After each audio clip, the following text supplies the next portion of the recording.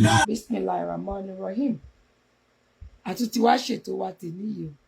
Mo kí yín o, ẹ̀yin olólùfẹ́ mi. Má jẹ́ àṣìṣàn gbogbo wa pátápátá.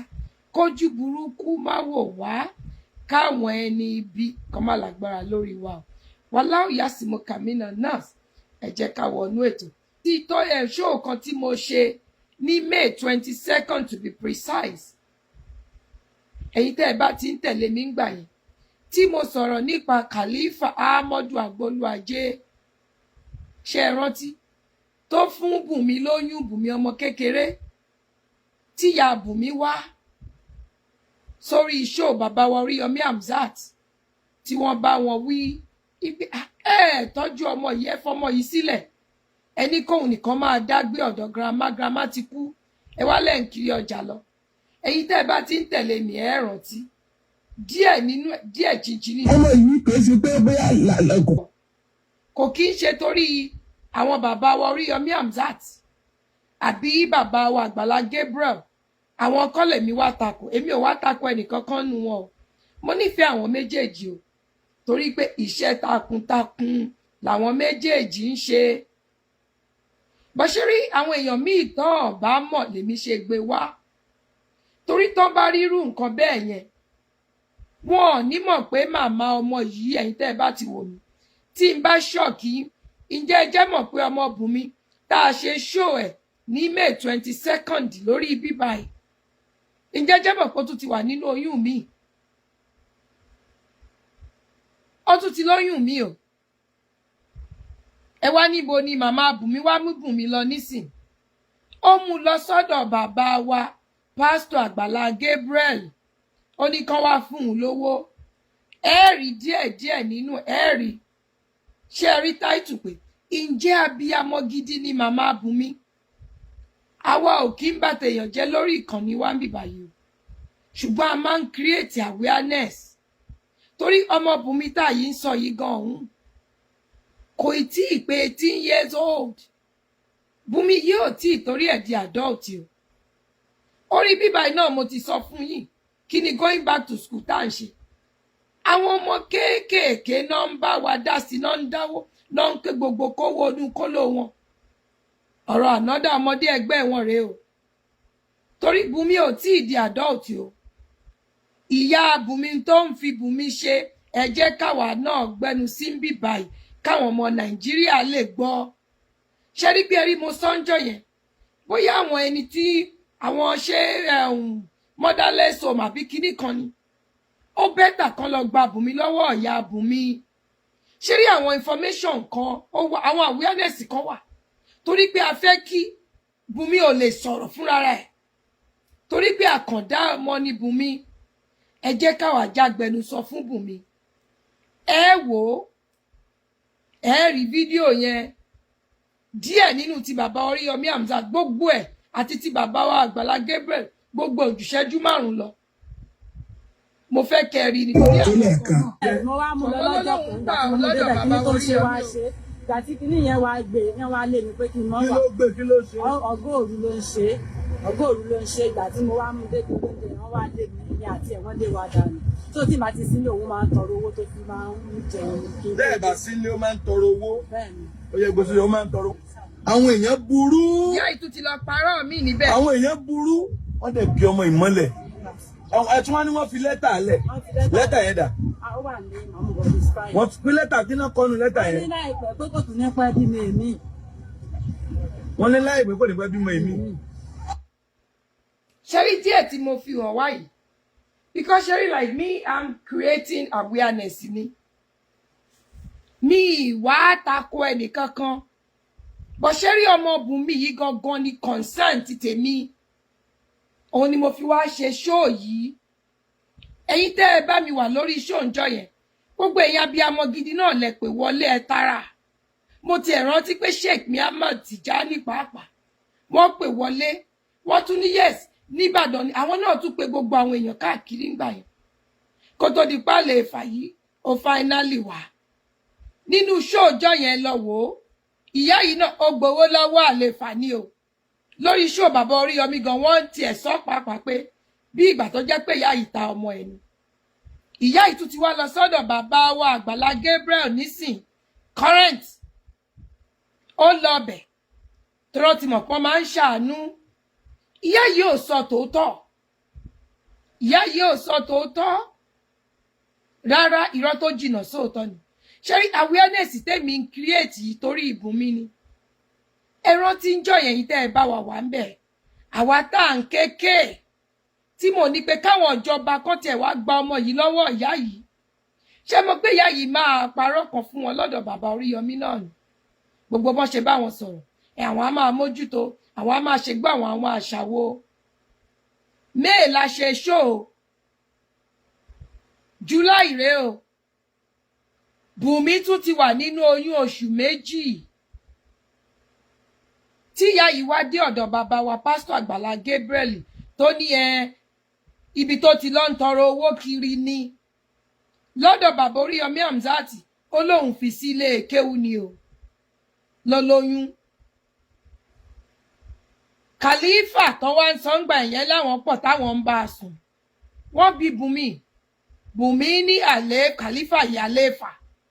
Ló bá òun lóyún, ló bá òun lájọṣepọ̀ bí ẹ̀mẹ́rin. Wọ́n dẹ̀ tún káwọn èèyàn mi wọ́n bèrè lọ́wọ́ ọmọ yẹn sọ. Ṣẹ́rí ìyẹn kọ́ là bá èyí tá a bá wá ni. Ǹjẹ́ obìnrin rere, ǹjẹ́ òbí gidi, ǹjẹ́ abiyamọ gidi nìyá Bunmi. Ẹ jẹ́ ń ṣe kíní empowerment wa ìṣẹ́jú kan ni. Kẹ́ wá pè wọlé. Ìyá Bunmi tún ti lọ sọ́dọ̀ bàbá Àgbàlá Gabriel o. Kan wá dáwó fún un. Bàbá wa pásítọ̀ Àgbàlá Gabriel wọn ò mọ̀ tó ti ṣẹlẹ̀ tẹ́lẹ̀ o. Torí tó bá mọ̀ ni wọn ò ní máa béèrè. Ṣé mọ̀ pé béèyàn bá busy gbogbo show kan lèèyàn máa rí. Ìyá Bunmi yìí nìkan kọ́ ni irú àwọn èèyàn bẹ́ẹ̀ irú wọn pọ̀ ń gbòòrò. Bá a bá sì máa tú àṣírí wọn báyìí àwọn èèyàn ò ní mọ̀ o. Ó gba owó lórí ọmọ Bunmi tẹ́lẹ̀tẹ́lẹ̀ náà ni o. Ná fún ọmọ yẹn láwọn èèyàn ná gbórí fọ́mọ yìí o. Ọmọ oṣù méjì. Bunmi lọ́mọ oṣù méjì lọ́wọ́. Bunmi tún ti lóyún sí ta ló tún fún Bunmi lóyún. Ìyá lóhun ò mọ̀ níbi tí Bunmi ti ń tọrọ owó kiri ni. Ẹ jẹ́ ń ṣèpolówó empowerment is only 1 minute. Màá wá ṣojú òpó sílẹ̀. Ṣé rí nǹkan mò ń láti gbójú jáde ẹ̀rí pé rí bẹ́ẹ̀dì mo wà mọ́ lánìí. But mo fẹ́ kẹ́ ẹ lè rí fídíò yẹn. Sister mi Donaldson ẹ káàbọ̀ mà. Brother mi Adé Akórèdé mò ń kí yín o. Ṣé rí tí n bá ṣe báyìí sister Ìpadàbọ̀ Arẹwà sọ́sọ́rìjì mo kí yín. Sister mi Ìdádéṣẹwà mo kí yín. Sister Morẹ́ni kejì ẹ̀ tí mo kí yín. Mi Sorítókẹ́ mo kí yín. Sister mi Fadékẹ́mi Kọ́lá Látẹ̀rù mo kí yín náà. Ẹ dákun ẹ má bínú. Ṣé rí tí n bá jẹ́ káwọn èèyàn kàn rí kò ń ṣe gbogbo èèyàn à ń lékún lójoojúmọ́ ni alihamdulilah. Àwọn èèyàn míì lè máa wò wá ní May 22nd tá a ṣe show yẹn. Mi sì fẹ́ play gbogbo show yẹn tán kí n tún wá play ṣẹ̀mọ́ ó lé ju wákàtí kan lọ ni mo ṣe fi díẹ̀ hàn yín nínú ibẹ̀. Ẹgbọ́n táwọn èèyàn sọ fún yáyí ń bẹ̀ o. Ẹ tún wá wo rántí yáyí lọ pa lọ́dọ̀ pásítọ̀ Àgbàlá Gabriel. Ṣé wá jọ gàtẹ́ kò jọ gàtẹ́ ń tọ́sọ lọ́dọ̀ bàbá wa Oríyọmí. Ṣé kìí ṣe pé ìyá yìí kàn ń ta ọmọ yìí tó kàn fi ń jẹun tó kàn fi ń gbowó. Ẹ jẹ́ ń play kíní empowerment ẹ dápẹ́ má bí.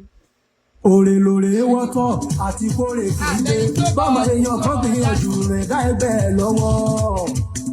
Agbẹ̀san gọ̀bọ̀ ìgọ̀bọ̀ ìkórè tó ṣe àgọ́fẹ́ màmá lẹ́sàn tí wọ́n. Káríláì Mr. Búbú oríire ó kankì. Òrè lòrè wọ́tọ̀ lóòótọ́. Èyí ló mú kí mọ̀mọ́ olóríire mọ̀ sí àwọn ọmọ alálùbáríkà. Alájà Sòwúrà Adéwùmí Ọlátàwọn Alẹ́ aláṣẹ Alẹ́sítà TV ṣàgbékalẹ̀ ìrọ́gbọ́sínilápá empowerment project lóṣùnà àti lè ṣèrànlọ́wọ́ fáwọn tó kù díẹ̀ káàtó fún. Toróhun tó jẹ wọ́n lógún ni káyé ó di gbẹdẹmukẹ fún tara alẹ́ tara òkú. Tá a bá wá ró nínú dídùn ọlọ́rẹ̀ tó fẹ́ ṣẹ̀kúnwọ́. 012-367-7469 làkàntàn nọ́mbà tẹ́ sanwó sí GT Bank. Surat Wumi Alex ló máa gbé jáde. Ẹ sì lè lo PayPal account alexstartv@gmail.com. Fẹ́kúnrẹ́rẹ́ àlàyé ẹ pe ẹ̀rọ ìbánisọ̀rọ̀ yìí +170-350-86206. Iyekíye ò kéré láti fi dá ṣiṣẹ́ olóore. Owó tá a ná ni tẹni. Èyí tá a kó pamọ́ ta ló mọ̀ bóyá ọlọ́gbọ́n àbómùgọ̀ ni ó na. Alexstartv ò ṣe kọ̀ fún ìfọwọ́sowọ́pọ̀ lórí iṣẹ́ olóore. Kálejò gbalada. Ẹ ṣeun Mr. Google. Ẹ dákun. Ṣé abiyamọ gidi nìyá Bunmi? Mo ti ṣojú òpó sílẹ̀ o. ẹ̀yin tẹ́ ẹ bá fẹ́ pè wọlé mo kí sísítà mi Adébímpé Ìjọmọ Balógun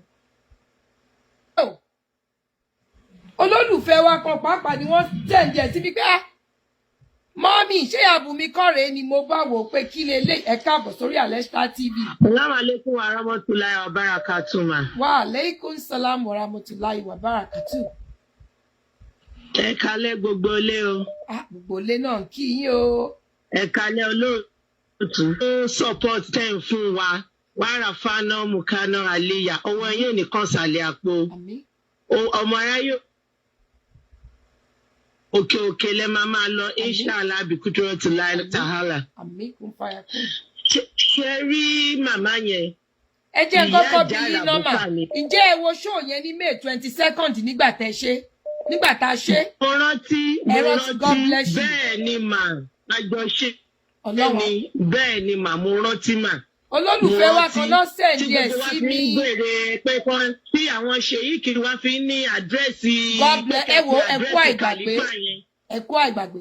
Ìyá Bunmi tún ti lọ ọ̀dọ̀ bàbá wa Gabriel Àgbàlá Gabriel yìí. Ṣé rí ìyá Bunmi yẹn? Ó yẹ kí wọ́n fi ọlọ́pàá gbé ni kí wọ́n dẹ̀ gba ọmọ yẹn lọ́wọ́ ẹ̀. Ó ń fi ọmọ yẹn tọrọ owó kiri ni kì í ṣàbíamọ gidi. Òun ni mo ṣe create awareness yìí o. Kò ń ṣàbíamọ gidi ni ó yẹ kí wọ́n fọlọ́pàá gbé ni kí wọ́n dẹ̀ gba ọmọ yẹn lọ́wọ́ ẹ̀. Òun ló ń sọ ayé ọmọ. Ọlọ́run akẹ́ yìí o. Láyẹn ti já. Ẹ káàbọ̀ ẹ kálẹ́ mà ẹ kálẹ́ mọ́mì ẹ kálẹ́ mà. Ẹ kálẹ́ mọ́mì màmá wa ni wọ́n bá a pè wọlé yìí. Ẹ kálẹ́ wà ṣe rí nǹkan tèmi kàn fẹ́ sọ láàrin yẹn ni pé ṣe rí àwọn ayọ̀ kan wà bá ń yọ̀ mo ní experience ìfà Ìbàdàn dáadáa ń tèmi torí bẹ́ẹ̀ ni wọ́n ti bí mi ibẹ̀ ni mo dàgbà sí. Ṣé rí láàrin ìṣẹ́jú kan màá sọ sórí méjì kan fún mi. Mo wà ní secondary school. Mo wà ní DS. Mo mọ màmá kan ní abẹ́ bíríjì òkè tẹ̀dọ́ yẹn. Màmá yẹn ń tọrọ bárà ni. Ó wá jáde secondary school. Màmá yẹn sì ń tọrọ bárà. Mo wà láyé institution ní Zaria. Gbà tí mo padà dé mo lọ sí CS níbẹ̀. Gbà tí mo padà dé mo tún bá màmá yẹn bẹ̀ tó ń tọrọ bárà. Bẹ́ẹ̀ mo sọ fún yín. Títí Sẹ́nitọ́ Ajímọ̀bí fi wá jẹ gọ́fúnà lọ́yọ̀ọ́ sí. Màmá yẹn sì ń tọrọ bárà. Náà ṣẹ́rẹ́ àwọn kọ́ọ̀tù kan wà tó yẹ kí àjọ kì í ṣe ìran wa lónìí. Ṣẹ́rí ní ilẹ̀ Yorùbá bá ṣe wà yẹn àwọn Haúsá tí wọ́n tọrọ bárà àwọn mímọ̀ nǹkan tó ń fi ṣe yẹri sí almost 80% of Haúsá tó ń tọrọ bárà tó bá tọrọ bárà ní Northern State wọn ní fún wọn lówó oúnjẹ náà fún wọn ilẹ̀ Yorùbá ni wọ́n ti ń rí owó tí wọ́n wá kó owó yẹn lọ sí Northern State wà láwọn á lọ fi dáko wọ́n tọrọ bárà wọ́n wá pe màmá yẹn ní after 27 years lọ́rọ̀ tí mo sọ pé màmá mo mọ̀ yín láti gbà tí mo fi wà ní GS1 ẹ fi ń tọrọ bárà tì náà ó kí ni nǹkan tẹ́ fẹ́ ṣe màmá yẹn sọ pé yẹ̀sọ̀ fẹ́ máa tajà mo rẹ̀ sí 50,000 naira fún màmá yẹn sì ń tọrọ bárà dì sí i bóyá màmá yẹn wá kú sí wẹ́yà pé I don't know that is one. Inú wa sọ fún mi pé màmá kan wà tó wá sínú ẹ̀sùn wa nínú sẹ́kẹ́rì àti mo fi ń ṣiṣẹ́ ó lọ́mọ kan ṣoṣo tó ń tọ́jú ó ti kú. Ààrẹ ti 175,000 naira fún màmá yẹn. Nígbà tó bá di ọ̀sẹ̀ kẹrin, apadà bá pàdé ní Ansarudeen tó wà opposite Liberty Stadium nínú Ramadan tó tún sọ the same thing fún wọn bẹ́ẹ̀. Subhanallah. Tó tún sọ the same thing fún wọn bẹ́ẹ̀. If not because of Bible and Al-Quran sọ pé ká máa ṣe àánú fáwọn èèyàn. Sincerely speaking, a lot of people ló wà ní Nàìjíríà, especially ẹ̀jẹ̀ ká múlẹ̀ Yorùbá, tí ò yẹ kéèyàn ṣàánú fún rárá tọ̀. Bó ti máa mọ ọmọ yẹn kiri nìyẹn for one place naira for one place. Ogun owó tó wá ń gbà lórí ọmọ yẹn látijọ́ yìí kí ni nǹkan tó fi ṣe. Òun náà nítorí ẹ̀ lọ ṣe wá create awareness pé àyè ṣe kíní yìí lórí kíní wa náà. Ìyá yìí ló dẹ̀ tún ti lọ parọ́ mi lọ́dọ̀ Àgbàlá Gabriel. Ṣé ẹ rọrùn kọ́kọ́ wà irú Àgbàlá Gabriel kì í ṣe kankan ó yẹ ká rọra fà fún ọlọ́pàá ni. Ṣé ẹ rọrùn kọ́kọ́ wà lù yìí tó yẹ pé kò sí nílẹ̀ wa. Kéèyàn máa fi ọmọ ṣòwò ẹrú. ẹ̀ṣẹ̀ ní nínú ìlú. ẹ̀ṣẹ̀ ní. Láti jọ́ tó fi ọmọ yẹn ṣòwò ẹrú pẹ̀lú president tó kán ẹ̀wọ̀n ló yẹ kí màmá yẹn. Ẹ̀wọ̀n ni o, àsọ ní May 22nd pé kíjọba mu. Many things like that. Ṣé inú bẹ́ẹ̀ wá ẹjọ́ torí kan náà awareness tó yẹ ká create ìfún àwọn èèyàn sì ní pé ẹ̀rọ anybody tá a bá rí pé ẹ̀rọ ilé ìnídìí ìrànlọ́wọ́ gan-an ló ti kọ́ òní lórí especially lórí àlàáfíà àwọn èèyàn. Bẹ́ẹ̀ni. Ó tọ́ àwọn tó kàn ń lọ tán ká ń lọ káàkiri ẹ wúrú ọmọ yẹn ẹ wúrú nǹkan tó fi ń ṣe láwùjọ wa. Ọmọ yẹn tiẹ̀ lánú ẹ̀ ń ṣe ni ọmọ yẹn lèmi bá wá pé kọ́ ṣàánú ọmọ yìí. They are just destroying our society. Àkàndá ọmọdé lọmọ yẹn ṣe mọ brain ni ọmọ yẹn ti get nǹkan tí mò ń sọ àkàndá ṣe bá kàndá náà máa ń pè wọn àkàndá èèyàn. Ọmọ yẹn wà disable. Àwọn ọmọ tí ọmọ yẹn bí ìsìn. Kí ni nǹkan tó fẹ́ jẹ́ kán dà láwùjọ wa? Àwọn sọ pé Nàìjíríà ò dá kí là ń produce ní Nàìjíríà? Ẹ pẹ̀lẹ́ mà. Ẹ ṣeun.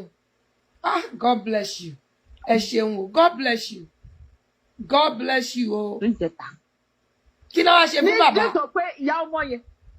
Kí náà ti wá ṣe fún bàbá yẹn? Ṣé bàbá yẹn wá yìí wà? Mọ́mí á dáa fún yín. Nàìjíríà pọ̀rí náà yìí náà ni wọ́n mú dé station ní ìjọ Thursday. Bàbá dé padà níjọ Friday. Ṣé ẹ kó rí bẹ́ẹ̀? Kí lè tán fi bàbá sílẹ̀? Ọ̀rọ̀ Nàìjíríà báwọn ọlọ́pàá wa ṣe máa ń ṣe nìyẹn. Òun ló ṣe jẹ́ wípé àwọn pípù yìí wọ́n padà jáwọ́ lórí iṣẹ́ ibi tó ń ṣe. Tó bá yẹ pé wọ́n jìyà tó tọ́ lórí nǹkan tó ń ṣe ni wọn ò ní máa ṣe mọ́mọ́ mi. Kí ló wá fẹ́ ṣe sí kí ni solution? Àmọ́ ó ti sọ àwa gangan tá à ń gbé Nàìjíríà ó ti di pé kọ́lọ́mọ máa kó ọmọ sóyè abẹ́ ká máa kó ọmọ wa sójú ara. Because àmọ́ wíìzù ṣẹ́rí Bunmi yẹn wà látẹ̀lẹ́ ẹni tó ń fà fọlọ́pàá ni nígbà tó mọ̀ pé gbà tó bí ọmọ yẹn tó rí pé kínní ó lè tọ́jú ẹ̀ nìyẹn wọ́n dẹ̀ mọ ọmọdé yìí lọ sí motherless home ṣẹlẹ̀ ni téèyàn ń gba ọmọdé yìí téèyàn gba ọmọ yẹn lọ́wọ́ ni ìyá Bunmi máa bá yé ọmọ yẹn jẹ́ ó sì bàjẹ́ lára àkọ́kọ́ ṣé wọn pọ́ ọmọ yẹn ní ìgbà tá a ṣe látọ́pọ̀ ọmọ yẹn ó bímọ. Bẹ́ẹ̀ ni ọmọ yẹn ó tún ti lóyún mi oyún oṣù méjì May July.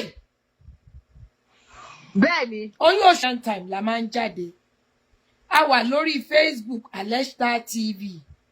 Lórí YouTube Aleshta TV. Ẹ bá wa subscribe torí t'Ọlọ́run. Fídíò yìí ń lọ bẹ̀ a sì ní fídíò rẹpẹtẹ tó ti kún bẹ̀. A wà lórí TikTok náà Aleshta TV ni. A sì tún ń bẹ lórí Facebook again Sue Alesh SUE Alesh. Ẹ bá mi follow profile mi náà. A wà lórí TikTok Aleshta TV náà ni o. Ẹ lọ follow wa ńbẹ̀ náà a lè mọ ṣe program ńbẹ̀ náà gbọgbọ báyá ibi tó bá wù wá ni mo dúpẹ́ lọ́wọ́ Ọlọ́run mi Allah tá bẹ̀rẹ̀ ètò yìí pẹ̀lú bismillah tó sì bá wa mú débi tó dé pẹ̀lú alhamdulillah mo wá dúpẹ́ lọ́wọ́ gbogbo ẹ̀yin ló bismillah tó sì bá wa mú débi tó dé pẹ̀lú alhamdulillah mo wá dúpẹ́ lọ́wọ́ gbogbo ẹ̀yin olólùfẹ́ mi tẹ́ ẹ bá mi pè wọlé mo dúpẹ́ lọ́wọ́ gbogbo ẹ̀yin tó jẹ́ pé kọ́mẹ́ǹtì share ẹ̀yin náà bá wa táàgì bàbá wa Àgbàlá Gabriel gbogbo ọ̀nà kọ́nà tẹ́ ẹ bá wa fi dá sí mo dúpẹ́ lọ́wọ́ gbogbo yín o ètò yìí ò kì í ṣètò tèmi nìkan gbogbo wa la jọ ń ṣe o èmi a máa sọ bẹ́ẹ̀ o àwa sì máa ń ké gbàjarè lórí bíbá inú awareness pé báwo ni nǹkan ó ṣe dáa àwa ò wá ṣàtakò èèyàn a sì ń ba tèèyàn jẹ́ ṣùgbọ́n ara wa kọ ìwà àbàjẹ́ àwa ò fẹ́ àgàgà ìwà àbàjẹ́ fáwọn èwe wa àwọn ọmọ ọjọ́ ọ̀la wa àwọn lògo wa lọ́jọ́ ọ̀la o ara wa kọ́ o hello ẹjọ bá mi ṣe kọmọkọbọ ẹ káàbọ̀ àti round ẹ up Ọlọ́run lọbẹ elétò ẹ ra ma ẹ ṣeun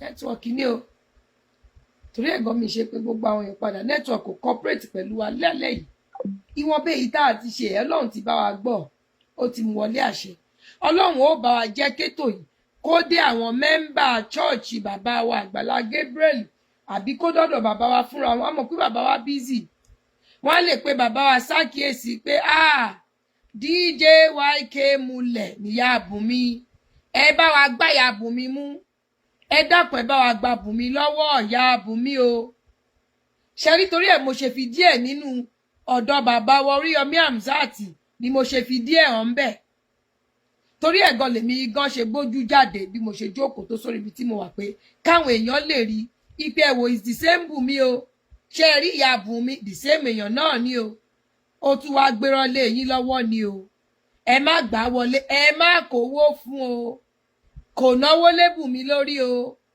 ẹjọ gbogbo àwa abiyamọ pátá èmi ni mo kàn ṣàgbẹnusọ fún wọn ni o dádì wa àwọn èèyàn kan tiẹ̀ pé wọlé nẹ́tíwọ̀kì ni o bá pọ̀ jù báyìí lọ o àwọn bá wa tẹ́ ti gbóhùn wa yẹn àwa máa ń represent àwa ń bì báyìí ní o bàbá wa ẹ ṣeun sa o mo mọ̀ pé ká ní bàbá wa Oríyọmí Hamzat náà ká náà mọ̀ pé bí ó ti rí rèé ẹnu dúdú wọn ti bá ìyá yìí sọ̀rọ̀ ni o ni wọ́n fi fún ní chance ó dá kán fún wọn kéèyàn fún yàn chance wọ́n rò pé bóyá ó ti ronú pìwàdà ni o kàkà kó sàn lára ìyá Bunmi o kò sàn o kò sàn o kò sàn o ẹjọ́ sà a sì mọ̀ pé ẹni àmì òróró Ọlọ́run ní ẹ̀yin náà ẹ bá wa fi wọnú ẹ̀mí lọ ẹ rí i pé ìyá Bunmi she is far from Abiyamo mo wá dúpẹ́ lọ́wọ́ Allah àti gbogbo ẹ̀yin tẹ́ ẹ bá mi dá sí 7:15 p.m. Nigerian time ẹ dákun ẹ darapọ̀ mọ́ wa.